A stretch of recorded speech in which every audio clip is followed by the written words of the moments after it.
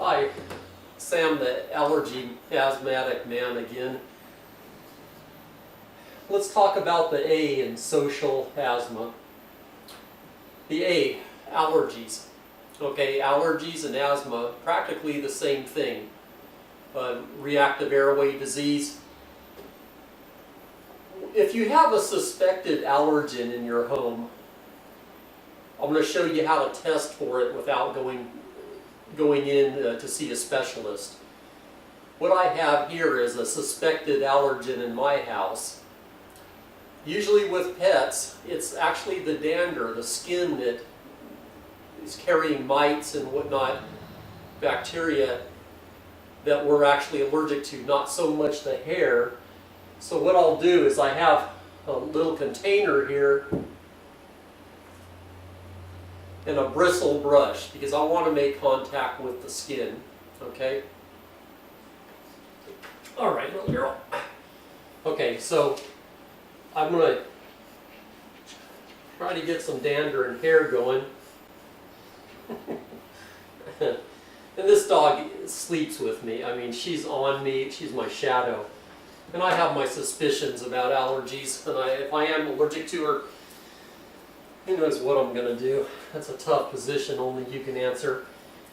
Anyway, this brush luckily is about the same size as the container. I'm going to knock her hair and dander and everything off. Actually, a finer brush would have been okay. Distilled water. Make sure it's distilled, okay? Just a tiny bit.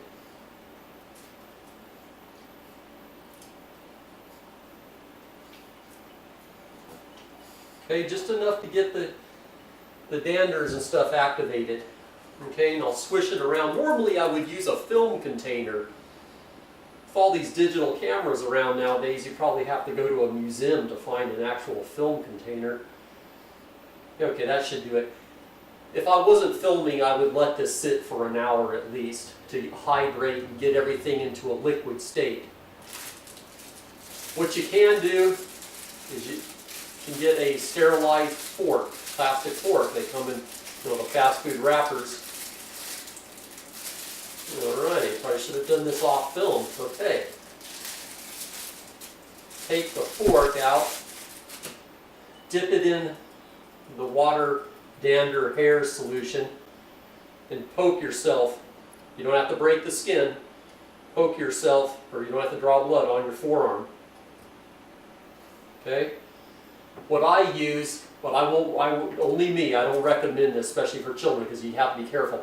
This is one of those prongs that you eat corn on the cob with, a corn on the cob holder. I prefer this because it will penetrate my skin. Okay?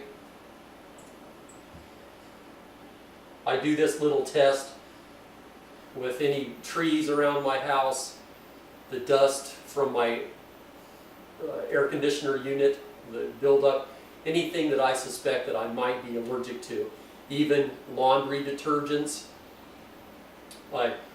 It's advisable, I don't, but I should have a EpiPen in case I have a severe allergic reaction. I could shoot myself up with epinephrine, which would constrict my vascular system and open up my airways. I don't, but I should. So you probably should, if for children that are severely allergic, use an EpiPen.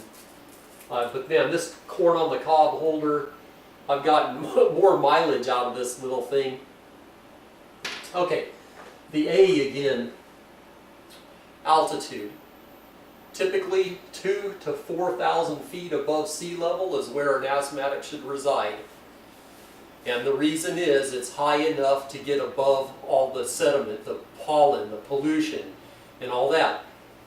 Also, it's low enough in altitude that you won't be dealing with severe cold weather, which will make you live in a confined area with all the windows shut. If I couldn't get between 2,000 and 4,000 feet, like Las Cruces, New Mexico, I believe is perfect. St. George, Utah, Las Vegas, Nevada. Well, I don't know about Las Vegas. There's a lot of people that have brought pollution and plants there that don't belong there, so that one is on the fence. I would probably go above 4,000 feet if I couldn't get in that perfect range, because it'd be high and dry. And then if I was trapped inside in the winters, like in Denver or something, I would just run a HEPA filter, get rid of my carpet. At that altitude, a dehumidifier would probably be unnecessary.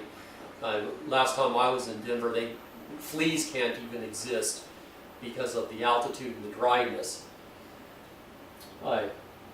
Again, with the air, either have a filter or be a filter.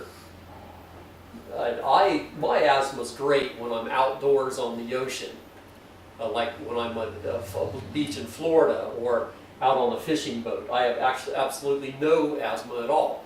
The only problem with living in areas like coastal Florida is when it gets hot and muggy, everybody goes inside, where they're dealing with molds and mildews trapped indoors.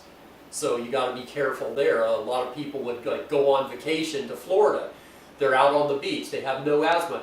They're like, oh, well, let's move down here. My health is great. They move down there. They're no longer on vacation.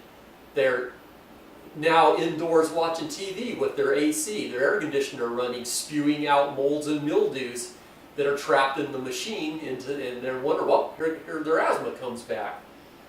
So be careful there. Always test drive everything. Okay, well, that's it for the A. Thank you.